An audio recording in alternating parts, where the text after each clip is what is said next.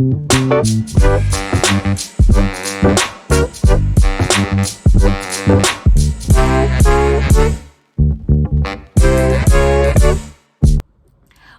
up, kittens? Welcome back to another Operation Unbothered. Thank you for always choosing to spend your time here with me, exploring this multi-dimensional experience. It's a journey, it's illuminating, it's a process of recognizing oneself and nourishing the soul while on the journey of awakening from one's spiritual amnesia.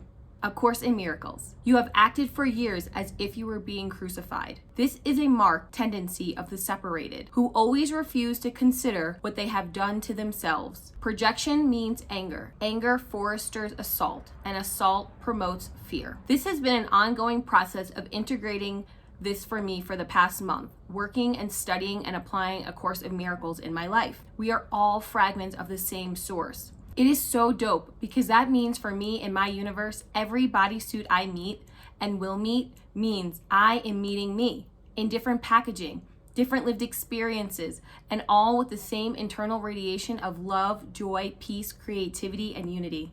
Again, even if the packaging looks, acts, thinks, engages differently, I am witnessing me outside of me as part of the whole universe. This is so cool. When your mood tells you that you have willed wrongly, and this is so whenever you are not joyous, then know this need not be.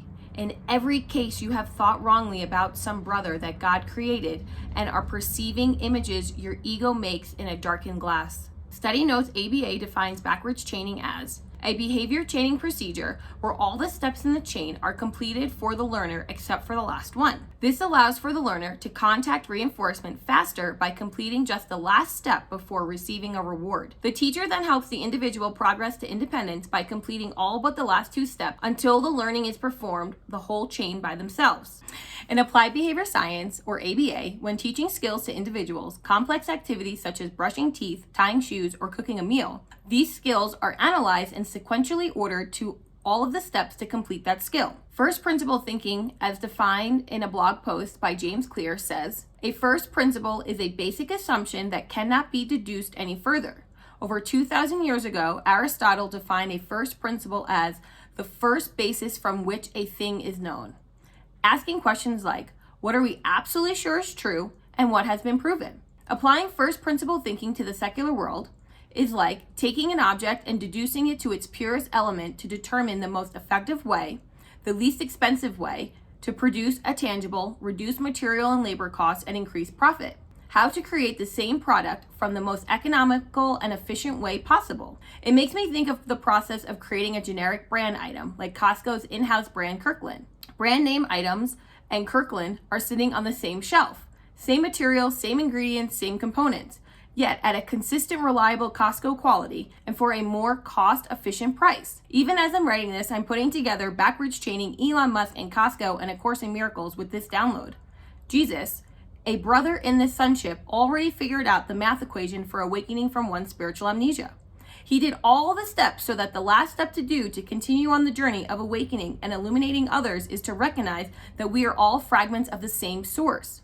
That the ingredients of me and you and our houseless brothers and sisters, our incarcerated brothers and sisters, our billionaire and millionaire brothers and sisters, those of different religious faiths, our next door neighbors, those across the world, there are no hierarchical differences. We are all the same ingredients. We are from the same source. And when applying first principles thinking, getting to the pure essence of the situation, the foundation is the same in all of us. Souls having a human experience, having asked to be taken off the bench and put into the game of life, for the soul's purpose of reuniting all the fragments together, the same ingredients, different packaging, with added ingredients, because free will is also standard for this dimension. And how we choose to invest that free will in the various secular expansion packs is up to us to support both the learning and enjoyment of this experience. At the end, it does not create an energetic difference. We are all one of the sonship. Fragments of source having access to a Christ consciousness that is meant to unite, not act as a self-righteous soapbox or false prophetic misperception and misuse of any man-made religious-based text to create a paradigm of I am right and you are wrong. It is all for the purpose to say I am you and you are me. We have not dwelt upon the crucifixion because of its fearful connotations. The only emphasis we have laid upon it is that it was not a form of punishment. The crucifixion is nothing more than an extreme example. I also told you that the crucifixion was the last foolish journey that the sonship need to take, and that it should mean release from fear to everyone who understands it. How will your behavior, mindset, actions, and reaction exemplify the unity of the brotherhood? What role do you play in pollinating with others to illuminate and exponentially share the true essence of yourself, the divine light and unity within the sonship? With that, everyone, I wish you a grand rising, a grand afternoon, a grand evening, wherever you are in the world.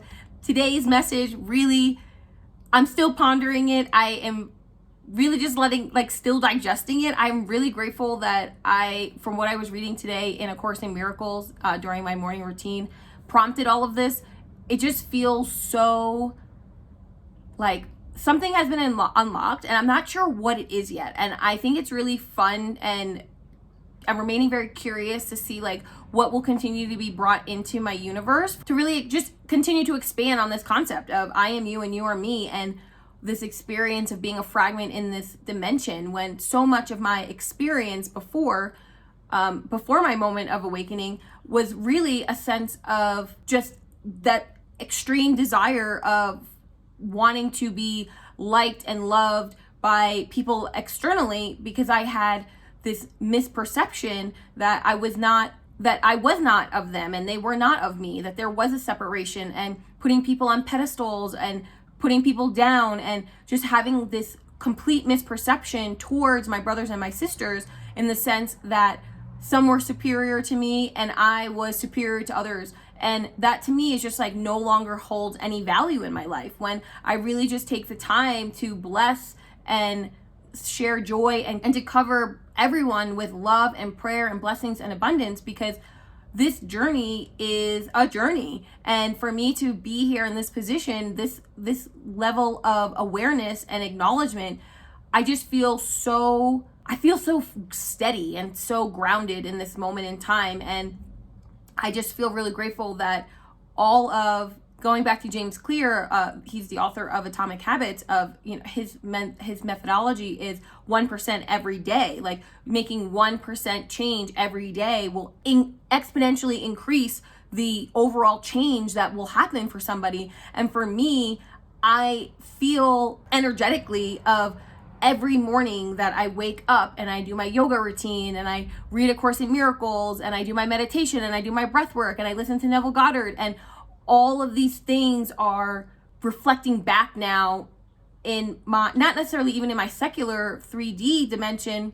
more in the sense of internally, like my energetic vibrations are just like magnified and exuding such peace and love and joy and unity and deliciousness. And all I want to do is literally scream from the mountaintops and just be like, this is so joyful. This is so wonderful. This is so lovely. Because at the end of the day, one of the things that I didn't realize that I had been missing in my life up until this point was peace, and a piece of mind, and the reflection that I am a piece of the fragment of source of this universe.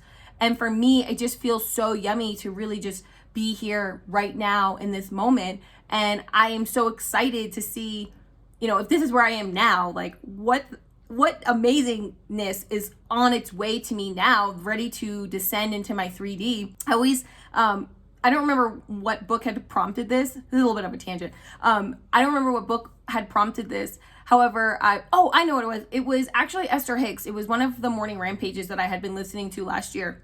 And then mixed in with, I think her name's Gala. I don't know. She does tapping, emotional freedom technique.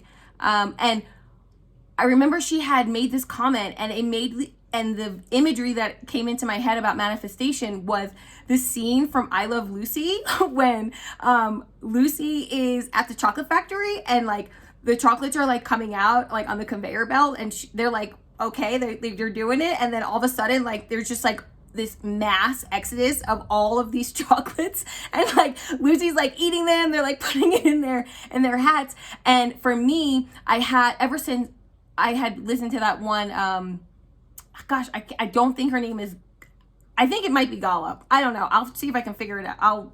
I'll list it here, of the imagery of that is essentially the manifestations, where like in the beginning, like a little bit, like they're all circling me, all the manifestations, and I'm talking about like secular manifestations, and also the awakening and the knowledge and the receiving of that as well. And Queen Amara always says that wealth is not just paper and coins, it's relationships, it's creativity, it's time, it's peace, it's the whole spectrum of quality of life, in my opinion. And the reason why I'm saying this is because for me, I feel like I've been in that sort of state of where like the chocolates have just been kind of coming out a little bit, and it's about to just like whoosh, like I'm gonna be like shoving them in my mouth, putting them in my hair type thing. And the sense of that the manifestations are always circling, like they're on the conveyor belt, and the more energetic work that I do determines how fast that conveyor belt is going to come to me and bring me those manifestations. Because for me, in my universe, I believe that I am not going to be provided lessons and blessings, or just blessings manifestations, until I am energetically able to hold them. And that's why I get the lessons, because the universe is saying like, okay, I know that you want to have blah blah blah, now we need to make sure that you're able to manifest this in, because also in addition is being able to keep it and being able to multiply it and being able to maintain having that holding that energetic place of I am worthy and deserving of this. Because there's also been a lot of times, Kim Velez talks about this frequently, of yes, people can manifest things in, it's then really the real work comes from maintaining that level of worthiness and deservingness and level of awareness and acknowledgement that, okay, yes, I can still have this without manifesting it back out, because that can also happen. So for me, I'm so grateful that I've been able to have this sort of like slower pace of time, energy, peace, understanding, knowledge, and secular manifestations, because it is preparing me for all of the deliciousness that's coming my way. So that was a little bit of a tangent. I'm going to keep it because for me, I felt like even though I'm kind of like doubting myself, like, oh, does this even really make sense of what I was talking about? I think it does. So I'm going to keep it. Yeah, I'm just covering each and every one of you with prayer and love of blessings and abundance and ease and flow and love and light, because now that I am in this position of having released the identity of being a codependent, releasing the identity of being a people pleaser, releasing the identity of trying to keep up with the Joneses, releasing the identity of being a mean girl, releasing the identity of gossiping, releasing the identity of being an alcoholic. My affirmation alarm just came on and it said that I am a fiscally responsible, fully resourced adult, which I think is like literally the perfect affirmation alarm to happen right now while I'm literally talking about all these manifestations coming in and being able to have both the secular and the spiritual manifestations of this experience of. And what I was sharing with is that I feel so grateful to be here in this position right now, because all of those identities that I listed, my soul chose all of those identities for the past me, so present me could be able to have the experience to be able to share out and say like, I've had these experiences, this is ways that I've worked through this, so that way for my future self, which is now, my future self is now, my future self is now, my future self is now, of here I am, of these are things that I've done, and going through this process and shedding those secular, I'll say the secular brainwashing has really now allowed me to fully create the space to bring in the wealth of knowing, not perception, of actually knowing, of all these things that are here to support me on this journey of my continuing spiritual awakening, and most of all, doing my part as a miracle worker to continue to think miracle mindedness, to continue to think right mindedness, to continue to embrace that Christ consciousness mentality of, and I don't even mean that from a religious perspective, I just mean like the character of Jesus himself has some, in my opinion, some very admirable qualities of peace and love and patience and space and grace for people to really show up. Like he just lets people show up exactly as they are and loves them and can see their divine light inside of them, even if they have been told by other people that their light isn't actually really there, or just allowing people to truly be who they are. And for me, that is something that I continue to work on and hold that energy space of allowing people to come into my universe, to come into my world, come into this experience that I am in, share time with me. I like to tell people all the time, I'm so grateful that their souls chose to journey with me, because I truly mean that, because whatever that energy exchange is, what a gift, because I don't know if I will, when the next time I'll have that energy exchange. I don't know if there will ever even be another energy exchange with that person in this timeline or this dimension. So I just have like this absolute gratitude of when people are coming in, because like I started this whole sentiment about of I am you and you are me, and what a delight to be able to truly, like, I'm getting like a little bit tingly right now. Like what, I have just so much gratitude to be able to witness and experience myself outside of myself through other people, through other experiences. And it's just like so delicious. And I know that past me, my inner child me, my gossiping me, all of those low frequency mindsets that were really weighing me down, like cement shoes in the secular dimension, would not have did not provide me with the ability to have the space, to have the grace, to have the nonviolent communication, to have the self-awareness to be here right now.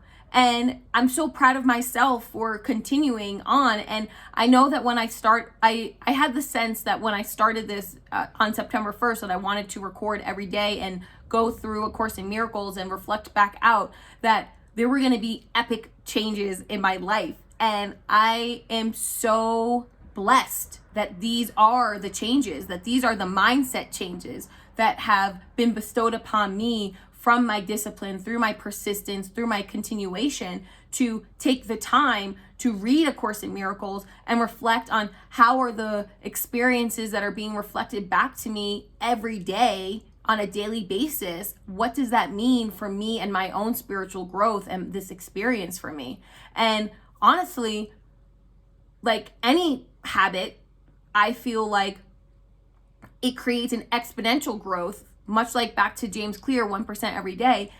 There's just an innate momentum that just starts happening because it's more things become sticky. There's more experiences that I'm welcoming into my universe, of whether it's YouTube content on YouTube or conversations that I'm having with people in my life, or books that are coming to me, because I'm a big person where I love my library app, and there are books that I have put on reserve that have been popping up in my universe, and I'm just like, oh wow, like Existential Kink, I was talking about that the other day. I can't even remember. I don't even remember putting that book on hold. So when I got the email that I had it, I was like, oh, this is an answer from the universe to support me with some place that I am needing that a little bit of extra support. And it ended up being that I had put the request out that I needed support with my ego. And that whole book is talking about the embracing and the loving and the nourishing of the ego self, and understanding why the shadow comes up and why the ego wants to play, and what happens when the ego is repressed, and the sort of like asleep symptoms that happen. So when I'm gonna make that I statement.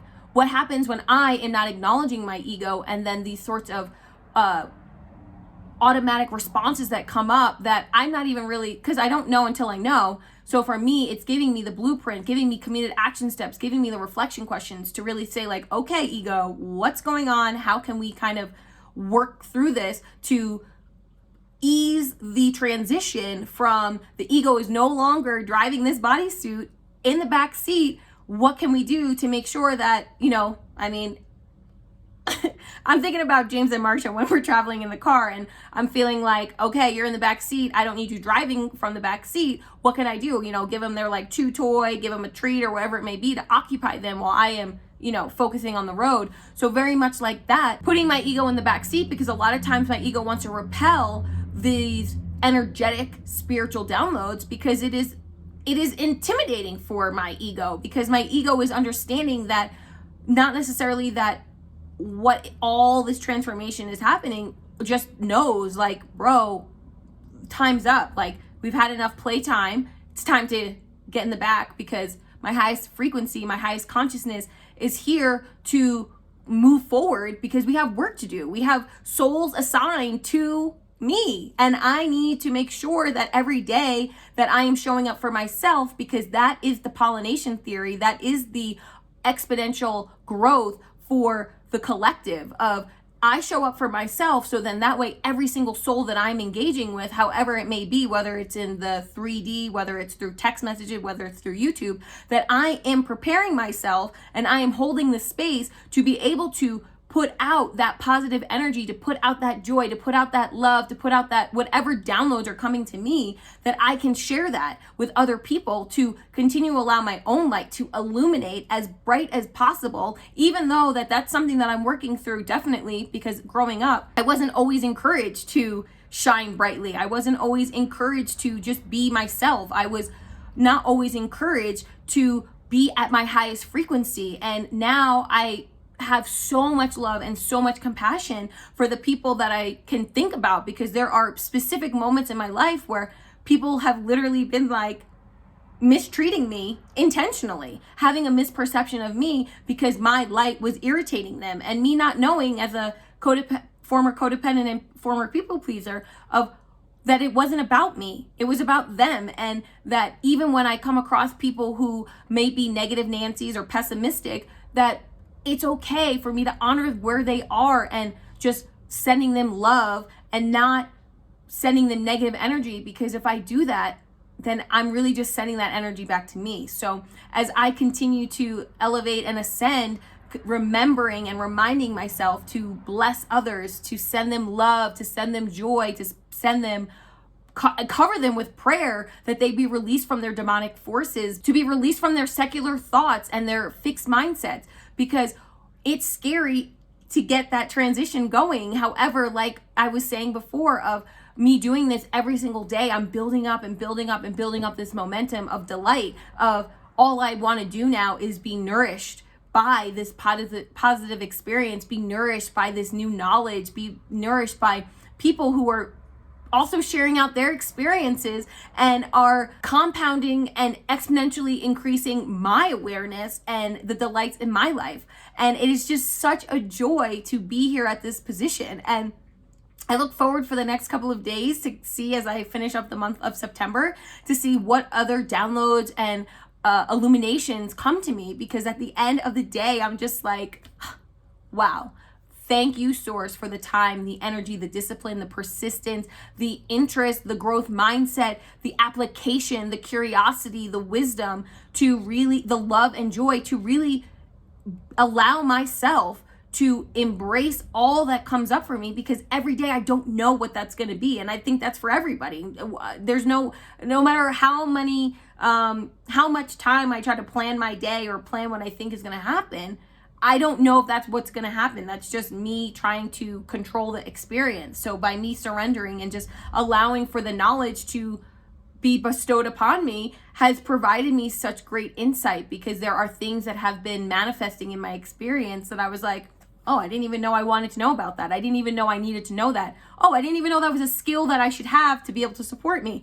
I didn't know until I knew. So for me, I'm just like, yay, this has just been such a delight. I do highly encourage, if you have the space and the capacity to read A Course in Miracles, I definitely highly suggest going through that book. And even if you don't want to go through the actual like workbook, study book, teacher guide, linked below is Alan Cohen's book, A Course in Miracles Made Easy, which is how I got into A Course in Miracles, through a recommendation through Rebecca Lynn Pope. She talks about that frequently in her YouTube videos, and I was very curious about it. And when I listened to A Course in Miracles Made Easy, it was like, oh wow. I will say it does have the language of Christianity, which Alan Cohen says very early on, which is something that I've adapted even in my own world as not a practicing Christian any longer. I did grow up in the church, of that Christianity or Jesus related language is very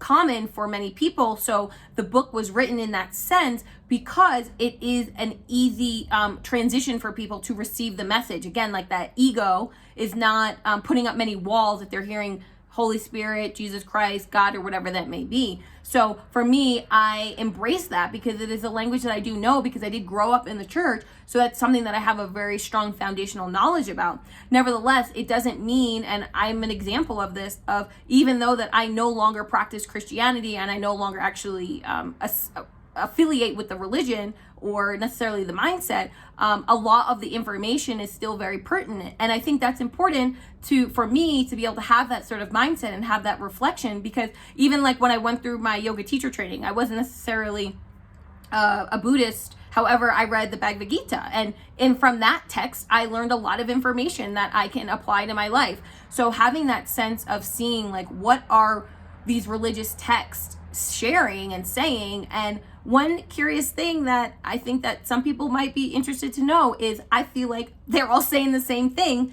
However, they're saying the same thing in the language that is that of the culture in which people subscribe to. So it takes down those walls for the ego to allow that information to be received in. And that's why I say that it doesn't matter what religion, it doesn't matter what belief system, it doesn't matter where somebody is in the world. This universe is all an illusion that really my sleeping self is creating right now. And I think that's kind of like super fun as well.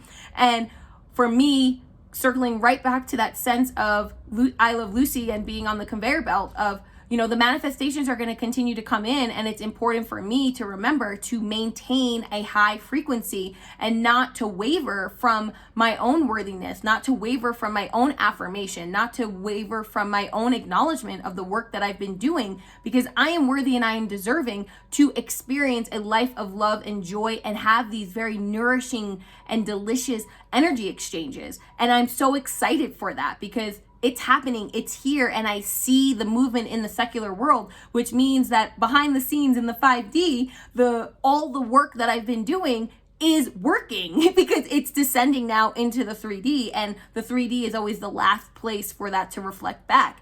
And I think it's just really cool, and I'm super excited to continue on this journey and continue to share out my experience, because for me, I know that I have gained a lot of value from watching people on YouTube and hearing them share out whatever it is that they're going through, because I've always been I've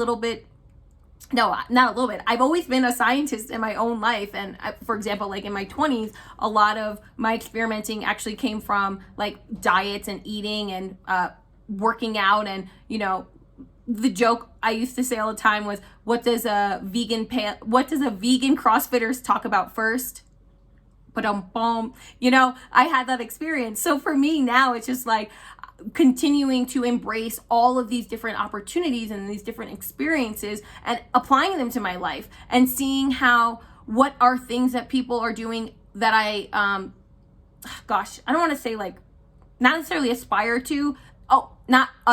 Inspired by, to see what are the skills, what are the tools, what are the books, what are the podcasts, what are the research, what are they digesting, what are they consuming, and what are they sharing out, to see the sense of, and I'm going to finish up with this, of Robert Greene in Mastery. He talks about this, of the idea of the mentor and the mentee relationship. And sometimes the ego will get in the way of the mentor. And for me, the way that I see the mentor-mentee relationship is the mentor has already, trudged through. They've already done all this work to arrive at a place of awareness, of knowledge, of being able to give back, right? So for me, the mentee shouldn't have to go all the way back to start, right? They shouldn't have to do that.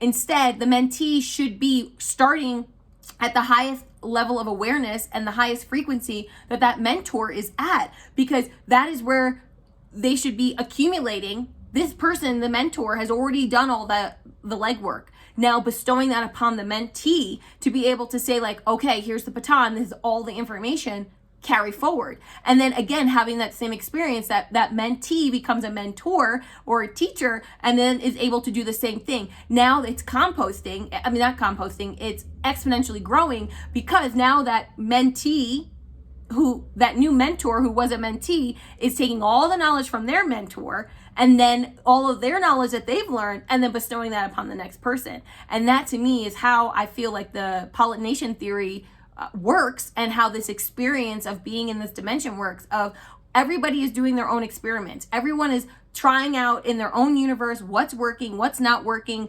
I like to call it the glows, the grows, the keeps, the exchange, and the manifests, and able to share that out. And that's why I think it's really important for people to be able to have the ability to communicate of what are they doing, what are they learning, and all of that other information, to be able to make it as precise as possible, while also approaching the experience of, okay, this person doesn't have all the same components of the lived experience that I do, so I cannot copy and paste. However, I can take what they've learned and then apply it in this way in my own life, and then see how that works, and then do the same thing of the mentor-mentee, and then share it out.